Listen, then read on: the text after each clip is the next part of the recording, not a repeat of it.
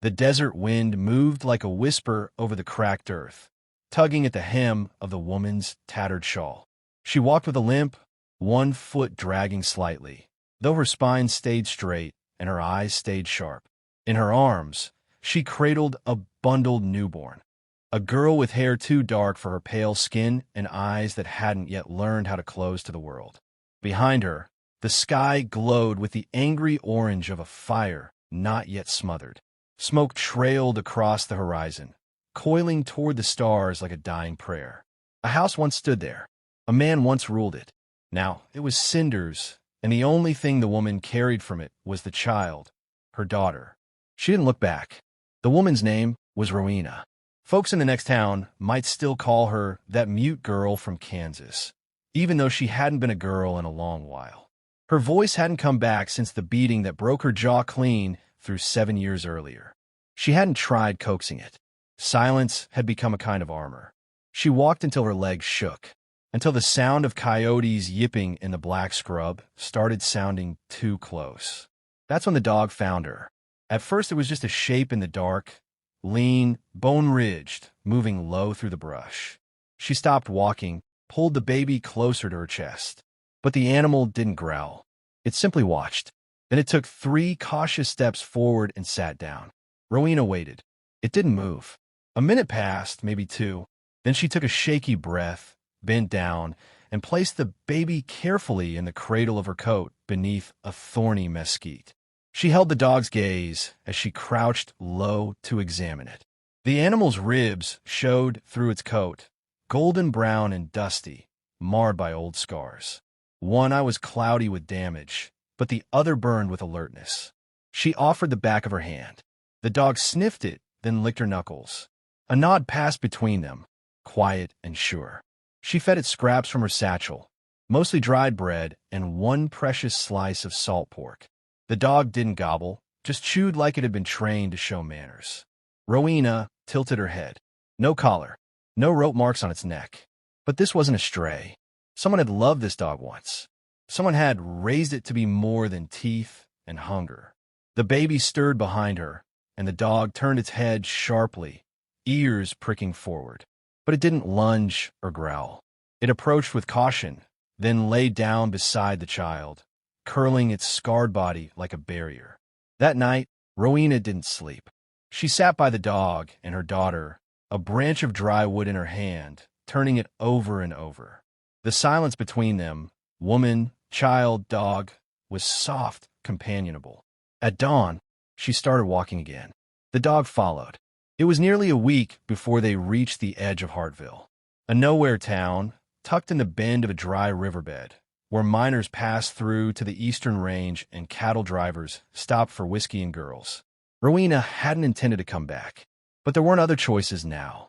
Her sister had died here 2 years ago, and whatever grudges Rowena still held against the town, she'd buried them the day her husband lit that fire behind her and told her she had 5 minutes to vanish, or he'd use the baby for kindling next. She'd run with 3 coins, a canteen, and a newborn. That had been enough. Now, she stepped on a Hartville's cracked main road, a strip of hard-packed dust where horses lifted clouds with each pass. The baby hung against her chest in a sling made from her own petticoat. The dog padded beside her, never once straying. Eyes turned as she passed, the woman, the baby, the dog. No one greeted her, but no one stopped her either. Even the saloon door creaked open, a drunken voice inside dying down as if someone had seen something more important than drink for the first time that day. She didn't stop until she reached the old smithy, the one her sister used to live behind. The building stood hollow now, half the roof caved in, but there was shade and a bucket to catch rain. She sat on the stoop. The dog laid its chin across her boot. Inside the wrap, the baby began to fuss. She looked down. Her fingers brushed over the child's cheek. Then came the sound of boots, measured heavy. She looked up to find a man watching her from across the street. Broad-shouldered, face like dried leather, a rifle slung across his back, and a limp in his left leg that matched her own. He stared a moment longer than was polite, then turned and vanished into the feed store. She didn't know his name. Not yet, but the dog's ears perked. Its body tensed. And in that small reaction, Rowena sensed it. This man would return. Whether to help or to harm, she couldn't tell. But something had shifted. She drew the child tighter against her chest and leaned her head back against the broken doorframe. The dog kept watch, and for the first time in days, she let her eyes close. Morning light spilled across the field, soft and golden, stretching like a warm hand over the cracked barn wood and dew-kissed grass. Clara stood at the edge of the porch, arms crossed, watching James haul the broken gate back into place. Each movement he made was slow but sure, like a man relearning his place in the world one nail at a time. The children laughed in the distance, chasing each other near the creek bed. For once, their laughter sounded unburdened, free of the trembling edge that had lived in their voices for too long. Clara held a chipped mug of coffee, steam rising in lazy swirls. She hadn't said much since the sheriff left. Her heart still beat unevenly, unsure whether to rejoice or brace for more pain. But as she watched James work, grunting, pausing to stretch his stiff leg, muttering to himself when a beam shifted wrong, she realized something. He hadn't just come back. He'd stayed. James turned and caught her watching. He didn't smile, not yet, but he gave a small nod, like he was checking in. She nodded back. Later that day, James found the boy struggling with a piece of harness leather in the barn. "You cut it too close to the buckle," he said gently. The boy scowled, frustrated. "Mama used to fix these, but she's busy now." James crouched beside him, wincing as his knee popped. "Let me show you a trick." He guided the boy's hands, steadying them with his own. The boy resisted at first, proud and uncertain, but the grip softened as the work took shape. "You ever break a horse?" James asked. The boy shook his head. "Mama did once. It kicked the fence down." James chuckled. "She always had fire in her. Reckon you got some too." The boy glanced up at him, unsure. "Are you really our papa?" James didn't answer right away. Instead, he tied the last knot, handed the finished strap to the boy, and said, "I'm here now. That's what matters." Outside, Clara led her daughter through the garden bed, marking lines in the soil with a stick. "You press the seeds in like this," she said, her voice calm and even. "Will they really grow?" the girl asked. "If we water them, keep them warm, protect them." "Like a family?" the girl asked. Clara blinked, then smiled. "Exactly like a family." Days passed. Slowly, steadily, the ranch began to shift. The roof got patched. The barn door was reinforced. The children slept through the night. James moved with the rhythm of someone learning home all over again. He fixed what he could, learned what he couldn't, and Clara, though guarded, allowed herself to laugh again, to hum. One afternoon, James returned from town carrying a small bundle. Inside were 2 carved horses, one dark, one pale. "For you both," he said, handing them to the children. "Made 'em when I was recovering. Thought maybe if I ever found you." The girl clutched hers tight. The boy stared at his, silent, then said, "They look like Mama's old mare." James smiled faintly. "They're meant to." Later that night, Clara found James sitting by the fire, locket in hand.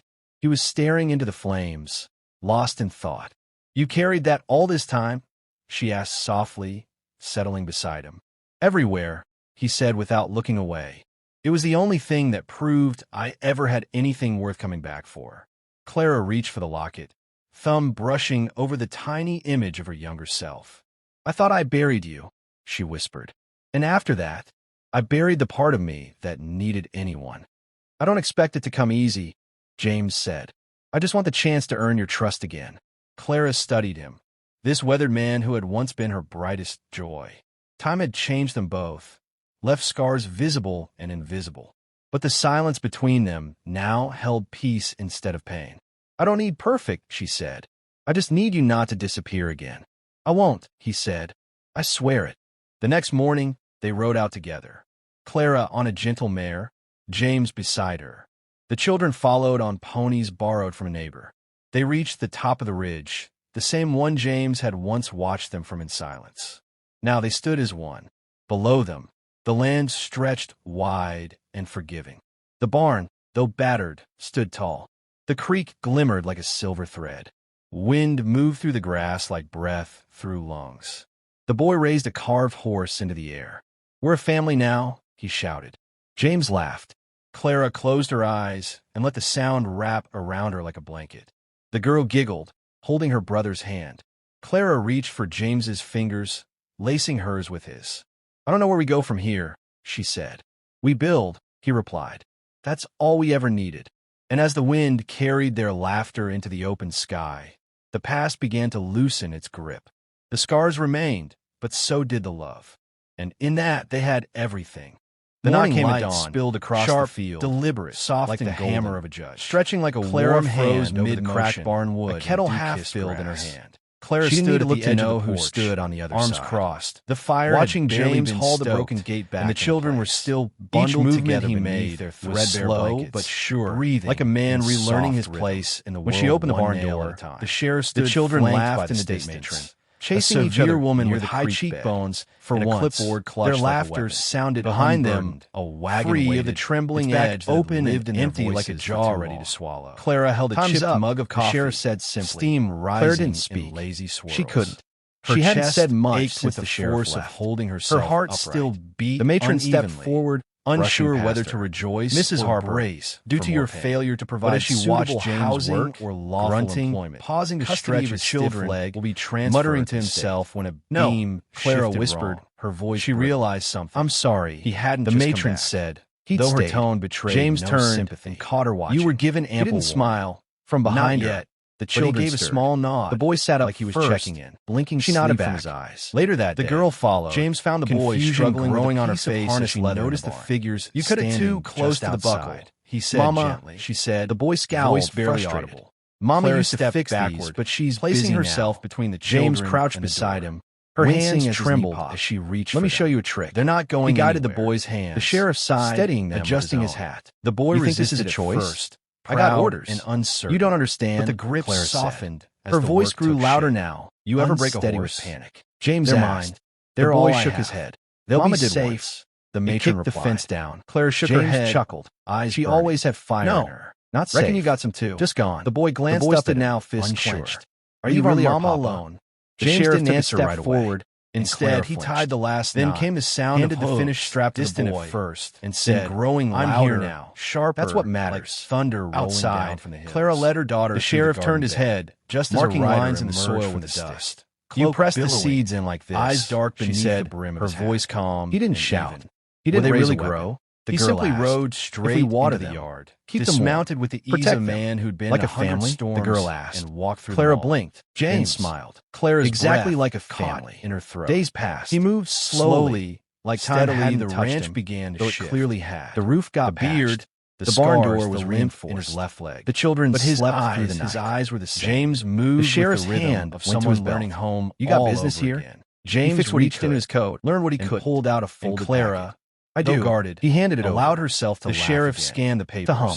One afternoon, with disinterest, James returned from town, carrying his lips parted, but no inside were two carved horses. "I'm James Harper." One dark, the cowboy one pale. "Husband to Clara May Harper," he said. "Declared dead by mistake 12 years ago when I was recovering. That land, thought maybe if I ever found you, is mine." The girl clutched hers tight. "That woman is my wife." The boy stared at his. "Those children are mine by blood. They look like Mama's old mare. It don't matter which." James smiled. Clara swayed. They're meant as if struck by wind. Later that night, the matron found James sitting by the fire. This doesn't change the housing. He was staring into the flames. James turned to her with calm steel. "You carried that all this time?" "It changes everything." Softly, he walked toward Clara. "Everywhere," he said without looking into the earth. It was the only thing that seemed to drag a lifetime. I ever had anything worth coming. When he stopped in front of her, Clara reached for the locket. His eyes, thumb brushing over the tiny image of her younger self, like he was afraid she. "I thought I buried you. You looked too hard," she whispered. "I came back as soon as I knew. I buried the part of me. It took me too long. Anyone. I'm sorry. I don't expect it to come easy. James, I buried you. I just wanted a chance to earn your trust. So did I." Clara reached out then. This weathered man who had once been her brightest joy. Her fingers hovered near his cheek, left scars visible, shuddering in and out. But the silence between them. "I thought I was alone. Now you were." Peace, he said, voice cracking. "I don't need perfect, but not anymore. I just need you not to disappear again." Peering up at the man with wide eyes. "I swear it. You're the cowboy." The next morning, she whispered. They rode out together. James knelt, Clara on a gentle protesting. James beside her. The boy followed. The children followed on ponies, protective even now. They reached the top of the ridge. The I was same lost. one James had James once said, watched them from in holding their silence. gaze. Now But they I stood found as you. one. The Below sheriff them, cleared his throat, the land stretched uncomfortable. wide, Paperwork and solid. he The muttered. barn, though If he battered, says he's the father, stood tall. ain't no The one creek talking glimmered to the like kids a today. silver thread. The matron pursed Wind her moved lips through the grass clearly like displeased breath. through We'll need lungs. official The custody boy raised a confirmation. carved horse into You'll the have air. it, James We're a said. family now, Tomorrow. he shouted. The James wagon rolled laughed. away empty. Clara That closed her evening, eyes. the and let family sat sound around the wrap fire. around her like The a kettle blanket. Finally The girl warmed, giggled, bread holding her toasting brother's on a hand. stick. No one Clara spoke for a reached long for time. James's fingers. It was the silence lacing of the hers almost with his. shattered. I don't know where we ones go who from here, tasted she despair said. and We dared build, to breathe again. he replied. Clara That's watched all we James ever needed. closely, and as Still the wind unsure whether carried to their believe he laughter was into the real. open sky, Her fingers brushed the past once, began to loosen lightly, its grip and didn't The scars pull away. remained. You But still take so your did the coffee with love. sugar? And She in asked that they had softly. everything. He smiled. Only when you make it. The children giggled, and Clara smiled. A real one, wide and warm, something that had been missing from her face for years. But inside her, doubt still lingered. She had carried too much pain alone, and now he had returned from the dead, claiming to share the weight. Was love enough after so much time lost? Could they truly rebuild what war and sorrow had torn apart?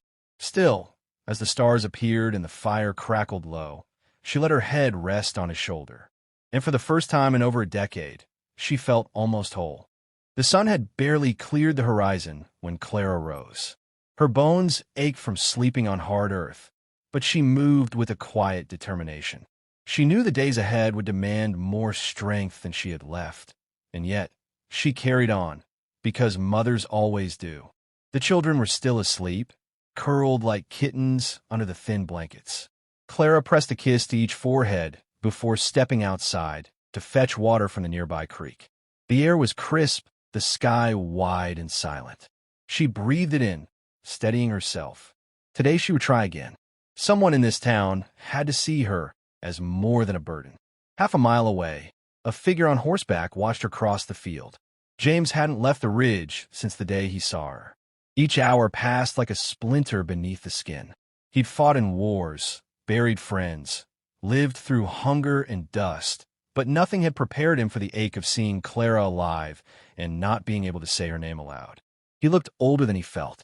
His beard was streaked with gray, his coat worn at the elbows, and the locket in his pocket felt heavier each day.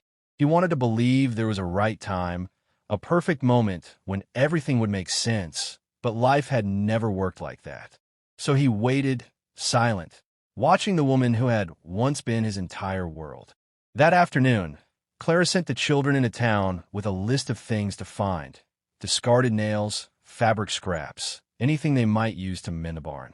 She needed them busy. She needed time to think. But the boy, brave as he was, took a different path, following a dusty trail that led toward the hills. The girl protested, but he insisted he'd seen something, someone, up there before. A man on a horse. They found him near the edge of the ridge, seated on a rock, hat low over his brow. The children hesitated, whispering between themselves. Then the boy stepped forward. "Mister," he called, voice cracking. "You the one with the quiet horse?" James looked up slowly. His gaze settled on the two children, ragged, dirty, but with fire in their eyes. The girl had her mother's lashes. The boy had her stubborn chin. Something inside him twisted. "I reckon he's quiet enough," James replied. Do you live up here?" the boy asked. James gave a half smile. "I sleep where the wind don't bite." The girl took a step closer, her small fingers clutching her brother's shirt. "Our mama's trying to fix our house, but the roof leaks, and the sheriff says they're going to take us if we can't stay." James didn't answer. He looked at their shoes, too small, soles worn clean through. He looked at the boy's hands, calloused like a man's. Then, without a word, he reached into his saddlebag and pulled out a tin of biscuits. The children gasped. "We can't take that," the girl whispered. "It's not talking if it's given," James said, and held it out. They sat with him on the ridge, munching carefully, crumbs falling like dust. James asked their names, and they told him. Then, quietly, the girl said, "Please don't let them take our mama. She's all we got." He turned away so they wouldn't see the storm in his eyes. Back at the barn, Clara paced the yard, heart thudding with worry. When the children finally appeared on the trail, she ran to them, pulling them close. "Where in God's name?" "We met someone," the boy blurted. "A cowboy." He gave us biscuits. Said his name was just James. Clara froze. The name hit her like a slap. He didn't talk much, the girl added. But he was nice. Sad too. Clara swallowed hard, willing her face to remain calm. James. That was the name she'd whispered into the wind for years, into pillows at night, into her children's hair. She tried to forget it, tried to bury it beneath survival. But it still haunted her, like a song unfinished. That night, she sat by the dying fire, staring at the stars. The children slept, but her mind wandered far. She thought of the last time she saw James, his silhouette against a train platform, uniform creased and smile full of promise. He'd gone off to war and never come back. The telegram came months later. Missing, presumed dead, and then the silence. Her in-laws turned cold. Her savings dried up, and when her belly began to show, they told her to leave. She'd walked for days before collapsing outside a preacher's farm, and from there, her journey of scraped knees and quiet strength had begun. She had no grave to visit, no proof of his death, just a memory. She closed her eyes and let the past wrap around her like smoke.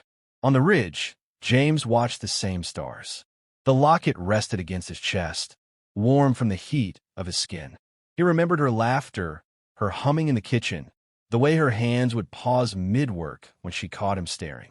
The war had broken something in him, but the thought of Clara had stitched his spirit back together when everything else fell apart. He'd wandered town after town since his release, never knowing where to go, until a stable hand in another county mentioned a woman with 2 kids and a haunting voice settling near Whistler Ridge. He hadn't believed it, not truly, but his heart had. He closed his eyes and saw her face again, as it had looked when he'd first seen her from the ridge, tired, fierce, shining through the grime like sunrise through fog. That was his Clara, and those children, they weren't just strangers. Not anymore. Still, he remained silent. Because what if she didn't want him back? What if too much had changed? Yet as dawn stretched over the hills, painting the sky in bruised gold, something in James shifted. He could no longer pretend he didn't care. The children's words echoed in his head. Please don't let them take our mama. Maybe it wasn't about whether Clara wanted him back. Maybe it was about being the man she once believed he could be.